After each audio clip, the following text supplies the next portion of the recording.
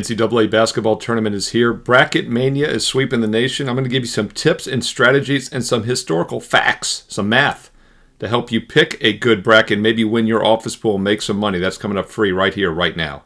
Hi, this is Steve Merril, WagerTalk.com, right back here on WagerTalk TV, and I'm doing this video on Monday afternoon. Happy St. Patrick's Day. I got my double green on here, as you see, and if you're watching this even on Tuesday or Wednesday, even Thursday morning before the full tournament starts, hey, the luck of the Irish is never a bad thing to have, right? We're going to go down quickly here, rapid fire, some of the things I'm looking at in the bracket. I'm actually still filling out my bracket, completing it for my clients at WagerTalk.com here on Monday afternoon.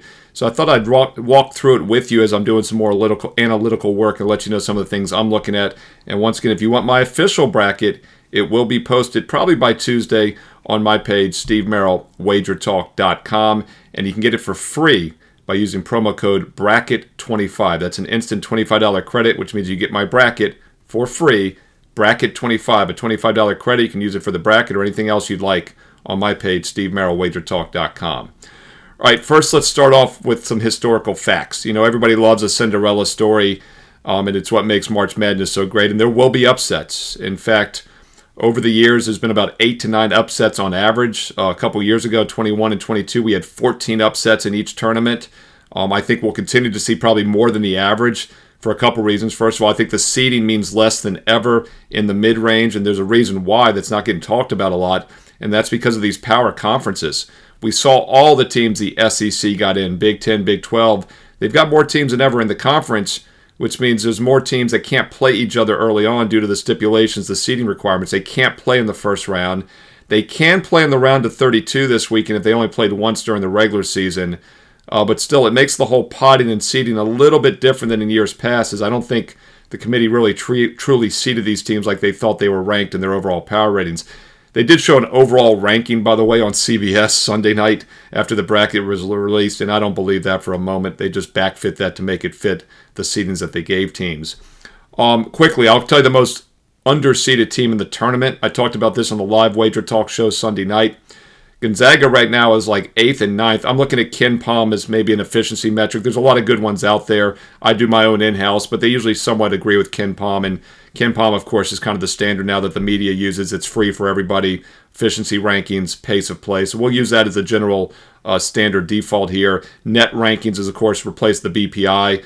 But Gonzaga, as we head into Selection Sunday this Monday here, the official final regular season rankings, Gonzaga finished 9th in the KenPoms. I think they were 8th or 9th in the net ranking, yet they're an 8th seed. And boy, the committee did them no favors because if they get by Georgia, they got to play Houston as one of the 3 or 4 best teams in the country. So Gonzaga, it's not a great matchup either because Gonzaga plays fast. Houston plays really slow. But the Zags are used to playing St. Mary's. They've played them 3 times this year. So maybe they'll be more comfortable against Houston than a normal fast-paced team would be. But I point that out because there's no question, without a doubt, that Gonzaga deserved a much better seed. They've been unranked most of the season. I've talked about that in my top 25 video when I broke down the St. Mary's Gonzaga ranked matchups. Zags were on the outside of the top 30 in the AP poll, yet they were like top 10, top 12 in the efficiency metrics. And once again, they finished 9th in KenPom, yet they're only an 8 seed. Keep in mind, 2 years ago, we saw Connecticut go into the tournament as a 4 seed in the tournament, and they were 4th in the overall KenPoms, which should have been a 1 seed. They won it that year. I point that out because 7 of the other 8 recent national champions have been 1 seeds. So as I said, the upsets are fun, but when it's all said and done, Cinderellas don't win this bad boy. They maybe get to the Final Four, and that's even rare far in between, but they don't go much farther. Butler, of course, a couple decades ago, back-to-back years, is around an 8 seed, made the finals. They came up short both times. So it is possible for Cinderella stories to make the Final Four, even the finals, but they don't win it. So when you're picking your overall winner, it really has to be a powerhouse team. And in fact, 18 of the last 20 national champs have been top 6 in the KenPom rankings on Selection Sunday. I'll give those to you right now. And by the way, Connecticut as a 4 seed was 4th in the KenPoms 2 years ago. So even though they were a 4 seed, I told you before that tournament, they're vastly underseeded. And all the recent winners basically have been a top 6 team. Right now, the top 6 in KenPom heading into the tournament are the number 1 seeds: Duke, Florida, Houston, Auburn. No surprise there. And a couple 2 seeds. The 2 seeds that made it, Tennessee and Alabama. So once again, you got your 1 seeds, Tennessee, Alabama. History says there's about a 90% chance one of those 6 teams is going to be the national champ. So let's start striking through them a little bit to see if we can maybe eliminate a couple with other filters that I use. First of all, Alabama's got some injury concerns, but also they don't play great defense. They're the weakest of the 6 defensively. They did make the Final Four last year with an even weaker defense, but that normally is not a metric that works. They're also the fastest-paced team in the country out of 364 squads. Weakest defense, fastest tempo, not a good metric either way. I usually look for balanced teams. They got to be really top 15 defenses when all is said and done. Alabama maybe could get there being ranked 32nd, because keep in mind the final rankings, we're going to have 6 more games. By the way, when Baylor won it back in 2021, 4 tournaments ago, they did finish 22nd in defensive efficiency, and that was the worst defensive efficiency we've seen in the last 22 years. I've tracked the Ken Palms. The year after that, Kansas in 2022 finished 17th. So the 2 worst defensive ranked teams have won 2 of the last 4 national titles. What did they do better, though? They were great offensively. Baylor finished 2nd. Kansas finished 6th that year. In fact, 19 of the last 22 national champs have finished top 9. Not even top 10, top 9 in offensive efficiency. 20 of the 22, though, have finished top 15. But once again, 2 of the 4 that haven't, the 2 that haven't, have won it recently. So what I think that tells you is that offensive efficiency is more important than ever. Everybody talks about how defense wins championships. Offense gets you there. And in the modern era, whether it's football or basketball, it's more offensive heavy, more 3-point dependent. And you just can't win 6 games in a row when your offense goes cold. That's another unique aspect of the NCAA tournament. It's one and done. You've got to win 6 in a row. It's very hard to win 6 straight games if you have an inconsistent offense. And I'll talk more about that in a moment with 3-point variance in just a second when we're looking at some possible sleepers. So yes, Alabama's a great offensive team, but tempo matters as well. The majority of teams that have won the national title the last few decades have been in the bottom 2/3 of tempo, meaning outside the top 100 in pace. And once again, Bama plays faster than anybody that's ever won it. So it kind of eliminates them. But once again, they're in the top 6. They're in the mix. Tennessee's the 5th team. Tennessee, great defensively. They play slow-down half-court basketball, but they're the weakest offensive team of the 6 at only 18th. Could they possibly crack the top 9? They'd have to double their efficiency in the next 6 games. Probably not likely. Number 4, Auburn. We'll get to them in a moment. Let's look at number 3, Houston. Number 10 offense, number 2 defense, and they play 360th pace. It's got all the metrics, right? But as you know, every year they have those metrics, and they always seem to come up short. The question is, are they really the 10th best offense in the country? Because they always have that one off game at some point, which costs them a chance at the title. But otherwise, they do stack up well. Let's get back to Auburn, the 3 remaining. Auburn, Florida, Duke. I do think those are the other 3 best teams in the country. I really do think the top 4 seeds are the 4 best teams in the country this year, and it will be one of them most likely that wins it. Florida, I said a few weeks ago that the SEC championship winner, tournament winner, would not win it. I just said that because it's such a deep conference, it's so competitive. I still think Florida has an excellent chance, but you do have to worry about the wear and tear that took on both Tennessee and Florida this past week. So I think in that regard, Auburn has a little bit of an edge. I really thought Duke and Auburn for the overall season were the 2 best teams. Nobody wants anything to do with Auburn now because they've lost some recent games. I always kind of like teams coming in off a loss that are still the number 1 seed, because that means they were really that good overall.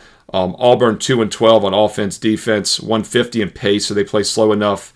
Houston, I mentioned. Florida, by the way, 59th tempo. They play a little bit faster than the most national champs have been, but they're really good. Top 10, both offense and defense, and they're the best offense in the country right now.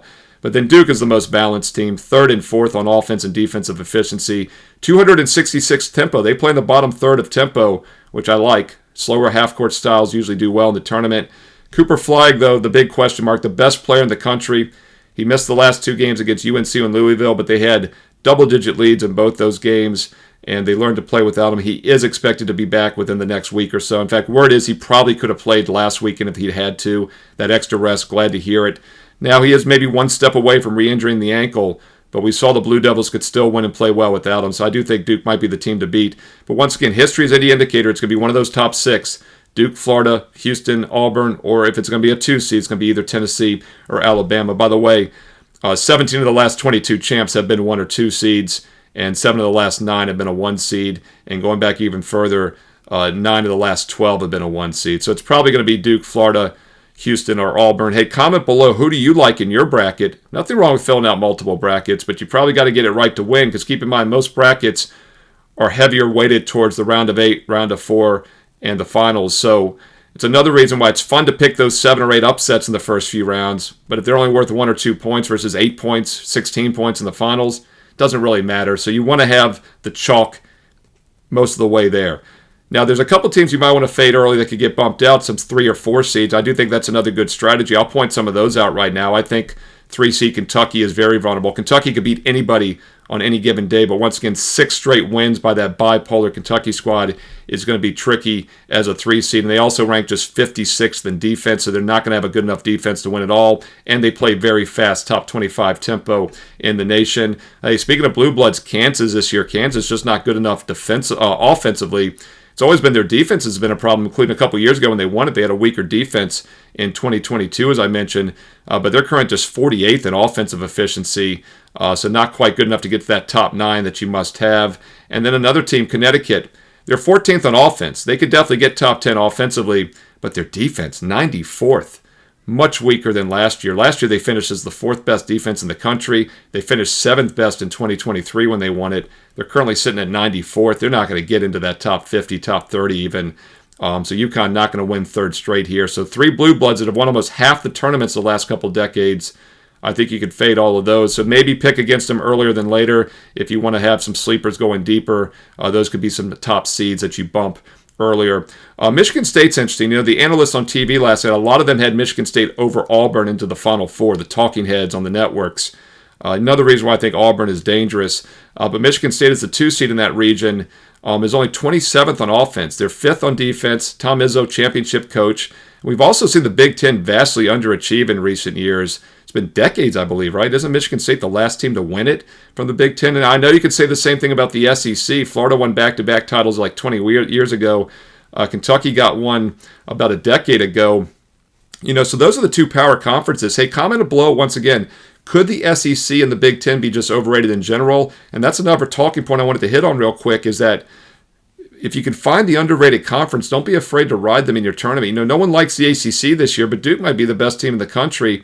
We saw UNC sneak in. Nobody thought they deserved it. They got an at-large bid. And, of course, Louisville and Clemson have been very good this year. Keep in mind, Clemson made the Elite 8 last year, and they've got everybody back. I've talked about them as a sleeper, anywhere from 60 to 100 to 1. Mentioned them earlier this week on WagerTalk today. They're concerned, though, the more I've dug into the McNeese matchup. McNeese isn't the team I handicapped that much during the regular season.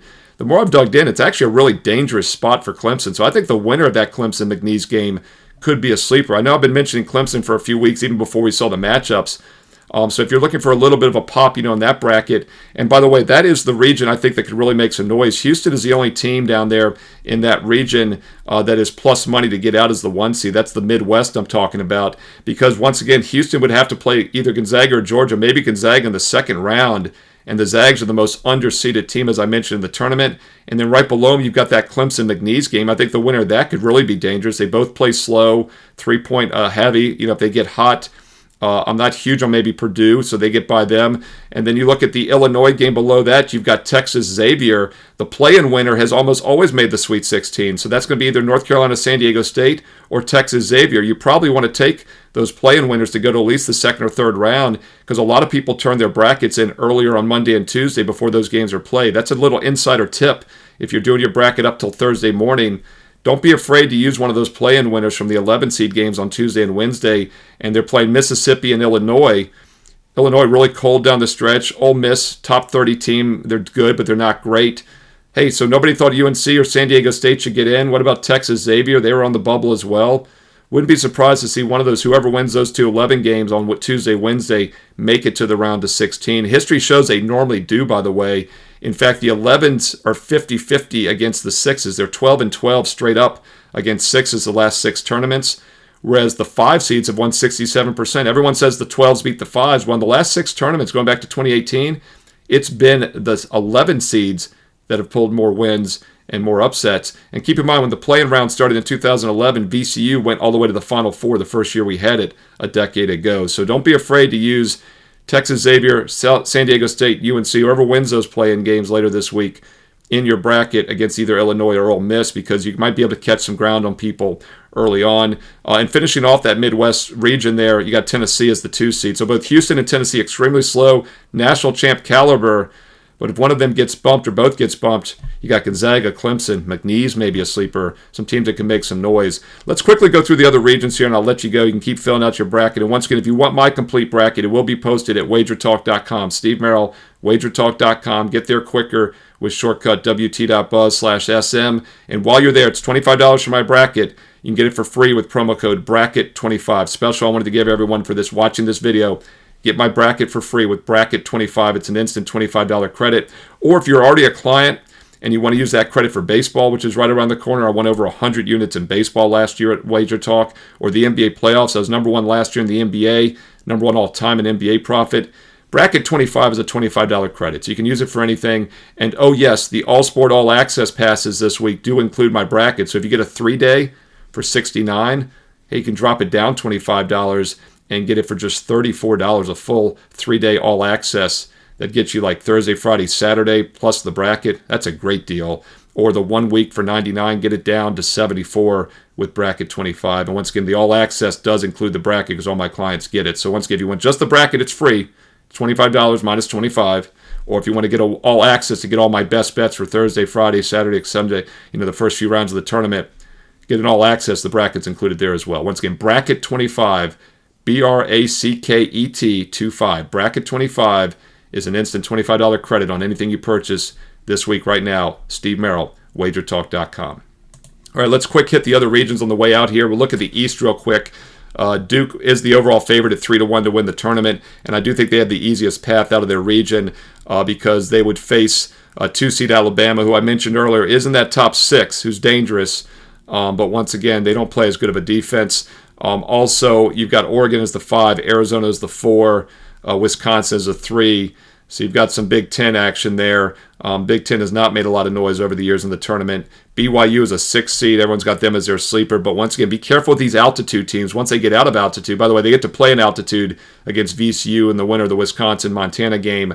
I don't think Montana or BYU will be as strong as they will this first weekend once they're out of that Idaho. I believe that's Idaho is where those games are. I know it's in altitude. We talked about that Sunday night on the Wager Talk show here as well. Over at the South, we got Auburn, a team I said once again is getting very disrespected by a lot of people. They could have a possible tough matchup against either Louisville or Creighton. Creighton takes a ton of threes. Louisville's a very dangerous team. Incredible Louisville story, by the way. They won 20 of their last 22 to finish this season. They were 4-28 2 years ago, 8-24 last year. Have they really gotten that much better? Hey, we'll find out. They might face Auburn in the second round. Below that, we've got Texas A&M as a 4 seed. I just don't trust that offense. That's another one of those offenses that's just too inconsistent to make a long run.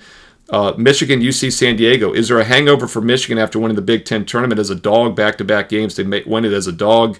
UC San Diego is very dangerous. I had a best bet on them in the Big West Finals last week on Saturday, and they take more threes than anybody in the tournament. They take a higher percentage of threes. Half their shots are from three-point range. So they could lose by 20 against a big Michigan team down low, but if they're hitting those threes, they could definitely pull the upset for several rounds. So that's another little bit of a sleeper there if you're looking for a 12 seed. Once again, I talked about San Diego State UNC winner facing Ole Miss. History says they could go, and then they would get Iowa State in the next round. Iowa State's without their point guard for the rest of the season, so be careful with that 3 seed. And then we have Michigan State as a 2 seed. As I said, they're a tough team, but once again, that offense will probably go cold at some point during a 6-game span. So once again, not setting up too bad for Auburn there, even though a lot of people are fading them with Michigan State in the Final Four. And then finally, in the West region, Gators get either UConn or Oklahoma in the next round. Hey, UConn is dangerous, right? The defending back-to-back national champ. I do think that defense bites them at some point, but once again, same with Tennessee. Is there a hangover for Florida after winning the toughest conference tournament in history this past week? I mean, that SEC tournament was loaded. By definition, it was the toughest conference tournament ever to win. So is there a hangover? Do we see maybe UConn pull that upset if they get by Oklahoma? Below that, we've got Memphis and Maryland as the 4 and 5 seeds. I think both of them are vulnerable, not going to go too far. Missouri and Texas Tech, the 6 and 3 seeds. Texas Tech is a team that actually just missed out. They're 7th in the KenPom right now as a 3 seed, and they're 6th in offense, but they're only 37th in defense. Can their defense get quite good enough to get up there? But they play slow. They remind me a little bit of Baylor 2 years ago that came in 44th in defense, finished 22nd, and won the national title. So, I know I said the top 6 normally wins it, but Texas Tech and Michigan State are 7 and 8 in the KenPoms right now. Texas Tech's a team that a lot of people aren't talking about. They have some metrics there that could be very dangerous in that region, especially if a team like Florida slips. And then St. John's is your 2 seed. Notice St. John's has not come up in any of the talk. They are the second most efficient defense in the country, and Rick Pitino knows how to win, no question about it. But they're only 65th in offense, and they play 49 fastest. They play fast but don't have a good offense. That's a little bit of a red flag, so Red Storm might not go as far as people think. Hey, quick hitters for you. Once again, I'm still working on my bracket. These aren't necessarily picks for you. I'm still doing some analytical work, crunching the matchups. So just wanted to give you some thoughts as I'm about halfway through here, some of the things I've been looking at and some of the historical trends that might be profitable for you when you do your bracket. Just to recap, once again, have fun with the upsets in the early rounds, even into the Final Four maybe, especially if you're doing multiple brackets, and that's a great strategy. Do multiple brackets. Take some flyers, have some fun with it.